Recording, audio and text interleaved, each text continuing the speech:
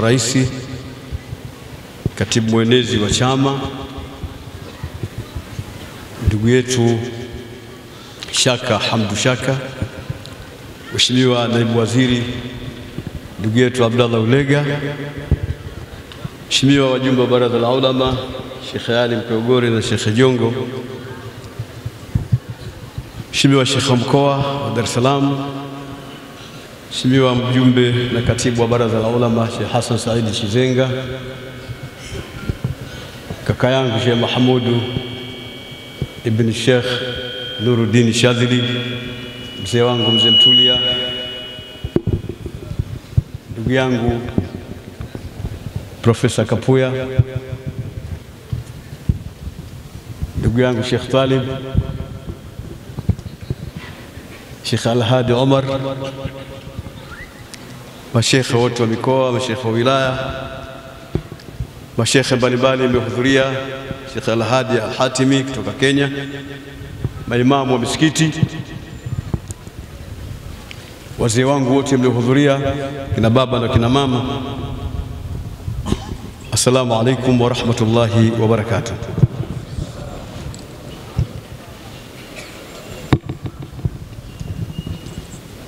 Kawaida ya mzee huwa anazungumza mwisho ili apate dakika chache za kuzungumza. Kwa hiyo mimi nisisitize vitu vichache tu. Kwanza nisisitize kile ambacho alikizungumza Sheikh mkoa hapa cha sensa, kimoja amekiacha, nikukumbushe cha chanjo. Chanjo tusiache kuchanja, kwa sababu kwanza amezungumza Sheikh Muhammad Eid kuwakumbusha watu mambo ya hija, na hawezi kwenda mtu kama hakuchanja. Juzi tulikuwa na safari ya kwenda Abuja, Nigeria, mimi na wenzangu tukashughulika na safari.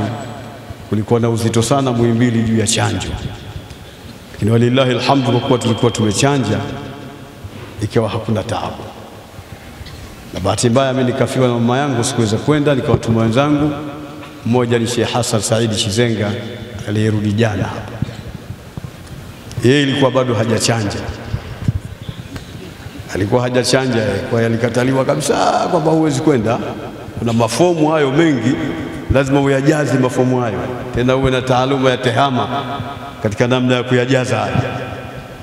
Ukamwacha Muhimbili anahangaika kiasi masaa 5 ndio akatoka, akaweza kwenda safari akarudi. Kwa hiyo chanjo tusiache, sababu Uislamu haujakataza kuchanja, na kila siku tunachanja. Na mahujaji wanakwenda hija siku zote, wanakwenda umra, wanachanja. Wafanya biashara wanakwenda nje, wanachanja.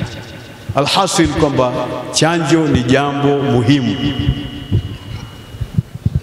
ni jambo muhimu, pamoja na serikali kuwa wametangaza kwamba chanjo ni khiari. Na tunamshukuru Mheshimiwa Rais wa Jamhuri ya Muungano wa Tanzania Mama Samia Suluhu na wasaidizi wake kuleta chanjo za bure hapa kwa wenzetu, watu wanalipia. Lakini Uislamu tuchanje, kuna maslaha makubwa katika kuchanja. Maelezo juu ya kuchanja tumeyaeleza sana katika nyadhi zetu. Kama mnafuatilia huko nyuma, mtaona tumezungumza sana juu ya kusihi kuchanja na kwamba chanjo haina wasiwasi kwa nas. Lakini hapa hatuna muda wa kuzungumza tena, tunahimiza tu kwa maneno mafupi kwamba tuchanjeni. Mwenyezi Mungu aturuzuku wale ambao tunajitayarisha kwenda hija, na hata wale ambao hawajitayarishi kwenda hija, Mwenyezi Mungu awatie katika mkumbo wa watu watakwenda hija inshallah. Lakini jingine nihimize juu ya swala la kutetea tarika tuliyokuwa nayo. Tunasoma maulidi, tunasoma nyiradi, tunaleta dhikri, tuna tarika chungu mzima, na tarikatul Qadiriya, na tarikatul Shadhiliya, kiongozi wake hayuko hapa Sheikh Mahmudu.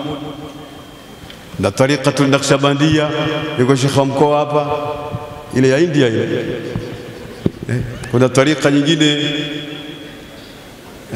Idrisia, kuna tariqa al-Alawiyya, kama mlikuwa mnaona tusoma maulidi, hii ni tariqatu al-Alawiyya ambayo katika jumla ya mambo yake tariqatu al-Alawiyya ni kufanya mambo kwa ufupi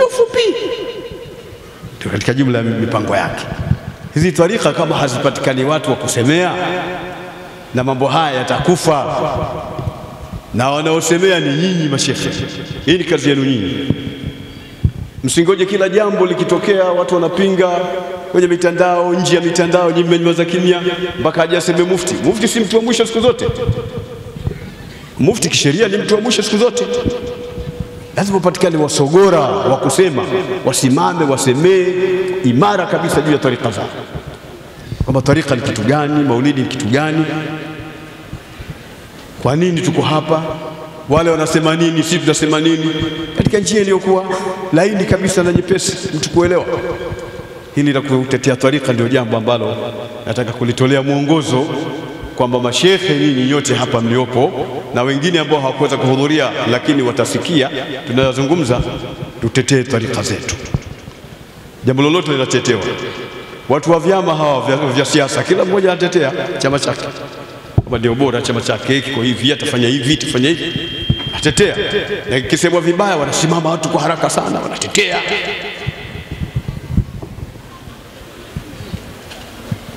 Watu wa mpira vile vile wanatetea, wanatetea vilabu vyao.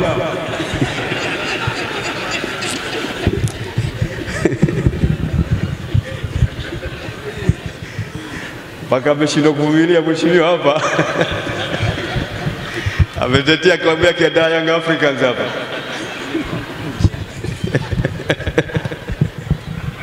Lakini sisi tunasemewa vibaya maulidi mpaka aje Al-Hatimi azungumze peke yake.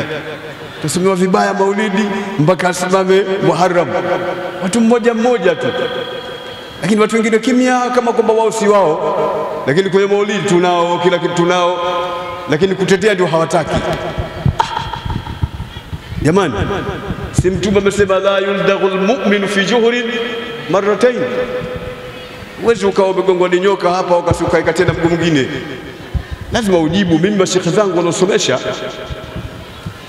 wamenambia, likizungumza jambo liko kinyume yenu, hakikisheni kwamba mnalijibu jambo hilo. Msipolijibu litathibiti, itaonekana wa kweli ni wao. Mbona wamesema alafu hawakutokea mtu wa kupinga? Ni kwamba wao wako ala alhaq, wao ndio wako sawa sawa, nyinyi hamko sawa sawa, si mmeshindwa kujitetea?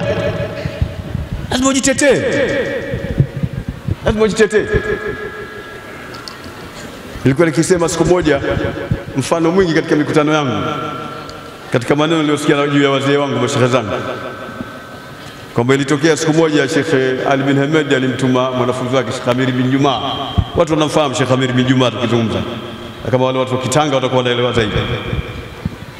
Alipotumwa ampeleke yule shekhe, kufika katikati yule shekhe akaona huyu mtoto atanjuaje kama mimi shekhe? Akamwambia, bwana mdogo, ndio unanisindikiza? Bwana shekhe usindikize? Naam. Lakini elewa mimi gogo. Ile kwa sababu ni mwanafunzi tu, ni shekhe, kampeleka shekhe kalala. Aliporudi akamwambia shekhe wake, baba shekhe, yule shekhe wakati namsindikiza katikati njiani katikati kanambia, akasema, bwana mdogo unanifahamu? Akamwambia, mimi sikufahamu, nimeambiwa bwana shekhe nikupeleke uende ukapumzike. Mimi gogo. Sasa Sheikh Ali alipokutana mgeni wake, wamepumzika wao wenyewe mashekhe watu wazima wanazungumza, Sheikh Ali anamwambia yule shekhe mwenzake, namtania, shekhe vipi, mbona unamtisha mtoto? Mimi nimemwambia mtoto akusindikize uende ukajipumzikie bwana. Amwambia mimi gogo, kwa siwajulikana kama wewe shekhe mkubwa? Asema dunia imejaa hasadi, kama sikujieleza mwenyewe atanitaja nani? Sasa nyinyi mtatakiwa kutetea tariqa zenu na nani kama hamkujitetea wenyewe? Lazima tutetee tariqa zetu, tuseme mambo yetu kwamba yanafaa. Maulidi kama maulidi yamekusanya mambo yote. na kila jambo lina nafsi, kila jambo lina dalili, kila jambo lina maelezo. Maulidi tunaanza kufungua kwa Fatiha. Fatiha ni suratul Fatiha, ni katika sab'ul mathani. Mtume amepewa kutoka katika khazainul arsh. Maulidi kunasomwa dua, majina ya Mwenyezi Mungu Subhanahu wa Ta'ala. Maulidi tunasoma Qur'ani, yote hayo Qur'ani nini, kila kitu. Al-Qur'an kalamullah almutaabadu bitilawati. Hiyo watu wanamswalia Mtume Muhammad, kisha kinaelezwa kisa cha mazazi ya mtume wetu Muhammad sallallahu alaihi wasallam. Kinaeleza kisa cha Mtume Muhammad sallallahu alaihi wasallam, amezaliwa lini, imekuwaje, kumetokea nini katika kipindi cha kabla ya kuzaliwa, cha baada ya kuzaliwa, nini aliyofanya mpaka mwisho wake. Qisatul Maulid kinaitwa. Sasa mkusanyiko huu, kule kukusanyika peke yake ni ibada kubwa. Wa majtama'a qaumun fi baitin min buyutillah, mpaka mwisho ibada. Kwa kila lililomo ndani, lilo contain ndani ya container ya maulidi, bado utaona ni jambo kubwa sana, na lina nasli na dalili na kila kitu, na kila kitu. Kusoma Qur'an, kumtaja Mwenyezi Mungu, kumsalia mtume, kuomba dua, kukaa katika majlisi kama haya, mawaidha. Tungepata wapi faida ya mawaidha yaliyotolewa na Sheikh Muhammad Idi leo? Mambo ya sala, mambo ya nini, mambo wanaelezwa watu hapa. Wakitoka wende wakasali, wasiwe batari kusala, na wale wenye kusali wakawaambia ambao hawajakufika hapa wakayapata haya, wawaambie tumeambiwa leo jambo hili na hili na hili na hili. Yamepatikana wapi? Katika jalsa ya maulidi ya bwana Mtume Muhammad sallallahu alaihi wasallam. Watu wametengeneza kwa utaratibu. Ukasema maulidi mashairi, ni mashairi yale bwana, ujui hata ilmu za kama una ilmu shekhe, kaza kufanya nyingi. Yeye ukaenda kujiuzia hata mboga mboga, kujiuzia hata kahawa nini. Si lazima uwe shekhe. Shekhe ni kazi kubwa shekhe. Mpaka mtu aitwa shekhe. Shekhe uko namna nyingi, wewe bila shekhe tu kwa maana ya mzee wetu wa mtaani basi. Lakini ushekhe kwa maana ya ilmu unatakiwa kazi. Innamal ilmu bitaallum. Sio hivi hivi. Mambo ya ndani ya maulidi, qisatul maulid. Na Mwenyezi Mungu ameonyesha namna ya visa labda vielezwe. Kisa ni kumueleza mtu kitu ambacho alikuwa hakijui. Kwa mitume inakuwa ni wahi, nahnu naqussu alayka naba'ahum bilhaq. Namna hiyo, nahnu naqussu alayka ahsana alqasas. Yusuf rejea kule, laqad kana fi qasasihim ibratun li ulil albab. Visa, qasas. Sasa ni Mungu ndiye anamuelezea Mtume sallam, Nabii Yusuf alikuwaje, ndugu zake walifanyaje, baba yake ikoje, imekwenda hiyo habari irejee mpaka mwisho wake. Ni kisa ajiba ghariba cha Nabiiullah Yusuf alayhi salatu wasalam. Anaambiwa Mtume kwa sababu alikuwa hayupo katika kipindi cha Nabii Yusuf, angejuaje? Ndio anaambiwa na Mungu wake. Ndio kitu kinaitwa kisa, simlizi. Anasimuliwa Mtume Muhammad sallallahu alayhi wasallam habari za ashabul kahfi, nahnu naqussu alayka nabahum bilhaq innahum fityatun amanu birabbihim wazidnahum huda. Angejuaje mambo ya ashabul kahfi? Ameelezwa habari ni vijana wa namna gani, ilikuwaje na hivi na nini. Sasa sisi tunaelezwa kupitia masahaba, kupitia Mtume alivyojieleza, kupitia wanazuoni, kupitia tunazieleza zile habari. Watu wameandika maulidi, vitabu, sifa za Mtume, Shamailul Muhammadiyya, vitu chungu mzima, hasa chungu mzima, mawalidi chungu mzima, kumueleza Mtume Muhammad sallallahu alaihi wasallam. Asingejieleza Mtume wala Mungu hawezi kuzungumza. Mtume wenu alizaliwa Maka, mnaelewa waumini, mmeelewa Mtume wenu alizaliwa Maka alafu akaenda Madina, haiwezi kuja katika Qur'ani kwa sababu Qur'ani imeshuka juu ya Mtume Muhammad. Watamueleza waliomuona na walioshuhudiana nao, ndio wanamueleza, ndio wakitengeneza qisatul maulid. Haina tofauti na vile visa alivyozungumza Mwenyezi Mungu ndani ya Qur'ani kumweleza Mtume Muhammad sallallahu alaihi wasallam, ili aelewe kuzaliwa kwa Nabiiullah Musa, kutiwa katika tabuti, kuokotwa, ufanyaji, kuishi katika nyumba ya Firauni, kuishi pale, namna alivyotoka, maisha yake mpaka kukata katika bahari ile. Yote ni mambo ya hasadi za namna gani mnamhusudi mpaka Mtume. Hapa mmezungumza, Sheikh mkuu amezungumza, tafadhalini tujitahidini kujiepusha na gonjwa daul hasad, gonjwa la hasad. Sasa watu wamehusudia na wao wenyewe kwa wenyewe, wameona itoshi, wanamhusudi bwana Mtume Muhammad sallallahu alaihi wasallam. Ndio ni kisa. Lazima tuangalie haya mambo, lazima yaeleze vizuri. Mimi siku zote nakuwa kimya, nasema mashekhe watachomoza, watasema kimya. Mashekhe wanasema sasa shekhe namna gani hawa? Sasa mimi mufti siku sitaki kusema sana, ingekuwa zama zangu mnanijua wenyewe. Hapa nilikuwa nachafuka sana hapa. Sasa siku hizi siwezi kuchafuka sana kwa sababu nina limit. Kwa hiyo Waislamu ndio hivyo, lazima tutetee tariqa, lazima tutetee habari zetu. Mtume sallallahu alaihi wasallam katika vita vya Hunain, baada ya kushinda, alisimama akasema, ana nabiyyu la kadhib ana ibn Abd al-Muttalib. Eleza nini hiyo? Hiyo nini? Sio sifa hiyo? Ni sifa. Mtume anajisifu, ana nabiyyu la kadhib, mimi ndio mtume mtukufu kwa daraja, si urongo, mtume hasa. Sasa na mtu mwingine ulize, bwana wewe nani? Mimi Muhammadi, au mimi Husaini, mimi Sheikh Mahmud Shadhili. Mpaka anatuambia hivyo, maana yake ataka tumjue kama yeye nani. Ana ibn Abd al-Muttalib. Sasa kusema mimi mtu wa Kariakoo, mimi mtu wa Kariakoo, anajinasibisha na kujifakharisha. Ndio Mtume anasema mimi ni mtume, hakuna urongo, hakuna urongo katika kusema hayo, na mimi ni mwana wa Abd al-Muttalib. Mimi hapa Mtume anasema. Riwaya nyingine inasema la fakhar, hakuna fakhar, sifanyi kwa kujifakharisha, niko kuvitambulisha nyinyi. Mtume sallam aliulizwa na masahaba siku moja, ya Rasulullah, sif lana an nafsik, tusifie sisi nafsi yako, wewe nani? Sif lana an nafsik, tusifie sisi kuhusu nafsi yako, wewe ni nani kwani? Akasema, ana da'atu abi Ibrahim wa bushra Isa au wa bisharatu Isa, mimi ndio ile dua ya Nabiullah Ibrahim alipoomba Nabiullah Ibrahim, rabbana wab'ath fihim rasulan minhum. Sasa mimi ni dua ya huyu Nabiullah Ibrahim, aliombea mji huu uletewe mtume, ndio mimi. Ana da'watu abi Ibrahim, sifa hiyo. Ana da'watu abi Ibrahim ni sifa. Wa bushra Isa wa mubashiran bi rasulin yati min ba'di ismuhu Ahmad, ni sifa. Nabiullah Isa anabashiri kwamba atakuja mtume huyo katika akhiri zaman, jina lake ni Ahmad. Wa fi samai Ahmadu wa fi al-ardi Muhammadu, sallu ala Taha. Mwelezeni mtume bwana, msiogope, mnaogopa nini? Mwelezeni mtume, anafifizwa mtume, mtazama hivi hivi bwana. Zaid ibn Haritha, watu wa Taif, kabila la Bani Thaqif, wamemtupia mawe Mtume sallam, yeye anakinga kichwa, napigwa jiwe anakinga kifua, mawe yasimkute mtume. Leo mawe ya matusi yanatokana na mtume, nyinyi mmekaa.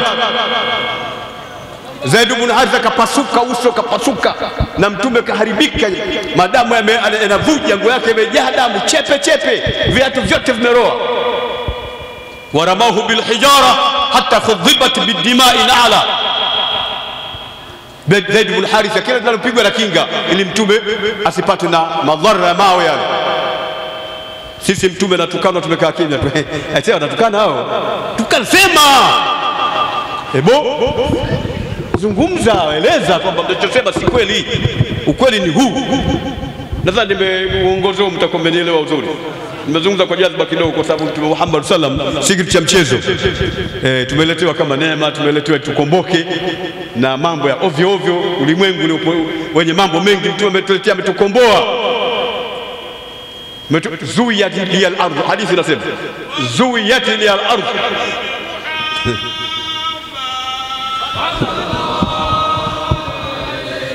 Asema zuwiyat li al-ardh fa uritu mashariqaha wa magharibaha wasayablughu mulku ummati ma zuwiya li minha. Alhabibu Muhammad, hii ardhi imekusanywa, hii dunia imekusanywa hii, kisha mtume anasema nikaonyeshwa pande zake zote za mashariki na pande zake za magharibi. Kwa hiyo ufalme umati wangu utafika sehemu zote hizo, kwa maana kwamba Uislamu utaenea dunia nzima. na leo Uislamu wote umeenea dunia nzima. Ni mtume rahmatan lil alamin, si mtu wa mchezo mchezo, ni neema. Ataingia motoni aliyetaka mwenyewe. Umeambiwa kuswali ukuswali, umetaka mwenyewe uingie motoni. Umeambiwa ulinde thawabu zako, umezitafuna zile thawabu zako zimekwisha kwa kusengenya, kufitini, kuhusudi, kufanya mambo ya ovyo ovyo, kuchongeleza watu, wapelekea watu fitna kwenye kazi, kwa tajiri serikalini, fulani afai, fulani afai, huyo kinani huyo, atakuletea mapinduzi sasa hivi. Wewe afu swala ibakie, swala inaondoka, zaka inaondoka, hija inaondoka, mtopo, siku ya kiyama utakuja. Tahadharini, tahadharini. Kwa hiyo nitaka kugusagusa tu, na sikutaka kugusa sana kwa sababu wakati wenyewe ni wakati ambao inatakiwa watu uende wakapate chochote, na kama mtu mzima atakiwa uwe na huruma. Arrahimuna yarhamuhumur rahmanu tabaraka wa taala, irhamu man fil ardh. Sasa lazima nione huruma watu wakuja katika maulidi, kwa sababu mpunga unawasubiri. Wassalamu alaykum wa rahmatullahi wa barakatuh. Viwanja vinauzwa. Bei ni kuanzia $1,500,000. Pia vipo vya $1,700,000 na vya $2,000,000. Viwanja vipo kilomita chache kutoka barabara kuu, na eneo liko mbele ya barabara kuu ya Vianzi. Umeme, maji na huduma zote muhimu zipo. Unaweza kulipia kwa awamu. Pia tunatoa usafiri bure kwenda na kurudi eneo la mradi kutokea Temeke. Kwa mawasiliano zaidi piga simu namba 0673035288 au 0774635762 au 06520631